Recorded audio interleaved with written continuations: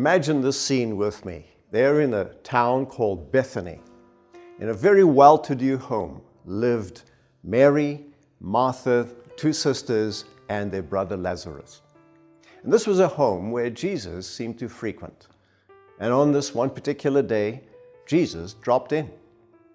And it seems like nothing had been prepared for him by that time, and since he had walked a long distance and must have been tired and hungry, he would like some food, certainly. And the fact that the food had not yet been prepared, they were not expecting him. Well, he had the arrangement with them that he could just drop in at any time. There were no phone calls to make, there was no way to warn them. So Jesus arrives, and here he comes into this hospitable home, and all of a sudden, the welcome is enormous. They loved him.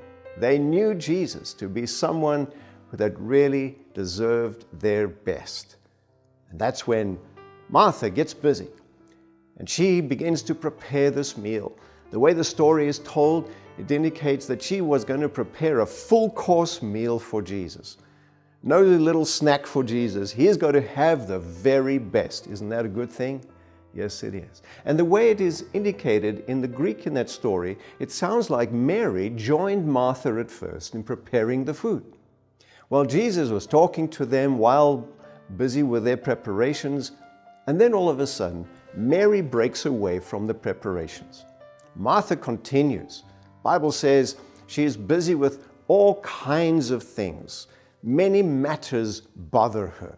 She's got to make sure that the right dishes are out, that they're all clean. The tablecloth is nice and clean, that it is straight. Many matters concern her. The flavoring has got to be right. She's got to be sure she has the right quantity. She wants to be sure that the meal is balanced with enough vegetables and with enough grains. And here she is concerned about all these wonderful things, all for Jesus. And she's concerned about how does the house smell? Is it clean enough? Are the toys all put away? Will Jesus feel comfortable? All that's on her mind. And here is Mary, not troubled at all about any of that. The house could be in a mess as far as she is concerned. She is engrossed by what Jesus is telling her. Now, I would be Mary. No, I would be Martha, because I would want the best for Jesus. And like Martha, I would say, Jesus, tell Mary to come and help me so we can work together, get the meal ready. And you would think that Jesus would say, oh, certainly, Mary, go and help her so that we can eat together and then we can talk. We can sit down and relax and we can have a good conversation. That would be the normal way we would do it. But instead, Jesus does something surprising. He, as it were, puts the meal aside. Not that the food is not necessary, but he identifies something that is more important. And he says, Mary has chosen the better part. Mary has chosen just one dish. Martha, you want the whole course prepared. Mary is satisfied with just the simple, so that she could give attention to what is more important. And here Jesus, doing this in a strange kind of way, is emphasizing the priority of the spiritual. So just as the feeding of ourselves physically is important, so feeding ourselves spiritually is important. No, that's not correct.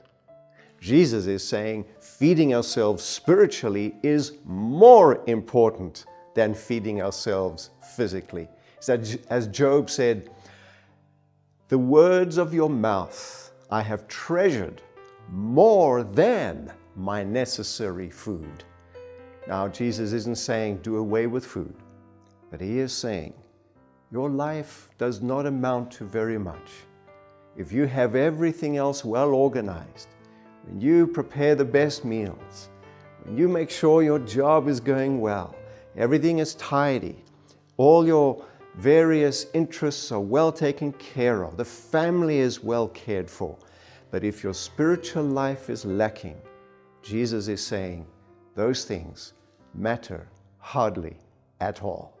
And so today, You and I need to keep making that decision. In our busy, hectic lives, doing good things, we need to make sure that our priority is given to sitting at the feet of Jesus. That is not a formality.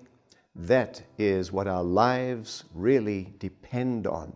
The direction of our lives, how we deal with every issue in life, depends on how well we prioritize sitting at the feet of Jesus. Have you done that today? If you'd like to know more about the Fletcher Seventh-day Adventist Church, go to our website at www.fletchersda.org. There you'll see that our purpose is to lift Jesus up and to love people in.